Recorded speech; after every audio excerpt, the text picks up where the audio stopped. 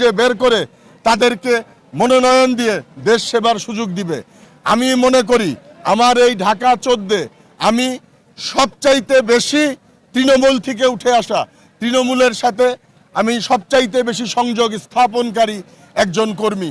কাজেই নমিনেশনের ব্যাপারে আমি ইনশাল্লাহ শতভাগ আস্থাশীল এবং আজকের এই উপস্থিতির মাধ্যমে আমি আরও বেশি আস্থাশীল হয়েছি। আজকের এই উপস্থিতি থেকে যারা এখানে উপস্থিত আছেন সকলের কাছে আমি ওয়াদা করছি আমি আপনাদের আশা আকাঙ্ক্ষার প্রতিফলন করব।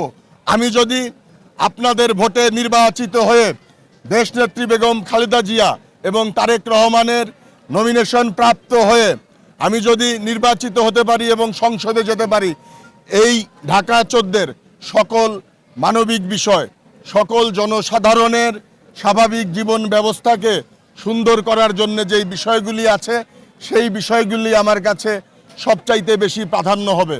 মহান আল্লাহ সুবহানাহু ওয়া তাআলা যদি আমাকে সুযোগ দেন, আমি যদি জনগণের সেবা করার সুযোগ পাই, আমার একমাত্র ব্রতই হবে আল্লাহর উপর ভরসা রেখে, ঈমান কায়েম রেখে এই সাধারণ জনগণের স্বার্থকে রক্ষা করা। আমি সকলের সুযোগ চাই, আমি সকলের ভালোবাসা চাই, সকলের সমর্থন চাই। দেশনায়ক তারেক রহমান যদি আমাকে মনোনয়নের জন্য নির্বাচিত করেন, আমি যেই উৎসাহ উদ্দীপনা নিয়ে কাজ করে যাচ্ছি সেই উৎসাহ উদ্দীপনা নিয়ে আগামীতেও কাজ করব। আর দল যদি আমার চাইতে বেটার অন্য কাউকে এখানে নির্বাচিত করেন, সেই ক্ষেত্রে আমি আরও বেশি জোর দিয়ে সেই প্রার্থীর জন্য ইনশাল্লাহ কাজ করব। এটাই আমার দলের প্রতি কমিটমেন্ট এবং জাতীয়তাবাদ আদর্শের কমিটমেন্ট। শহীদ রাষ্ট্রপতি জিয়াউর রহমান, দেশনেত্রী বেগম খালেদা জিয়া, তারেক রহমান আমাদেরকে এটিই শিখিয়েছে দলের জন্য কিভাবে আত্মত্যাগ দিতে হয়।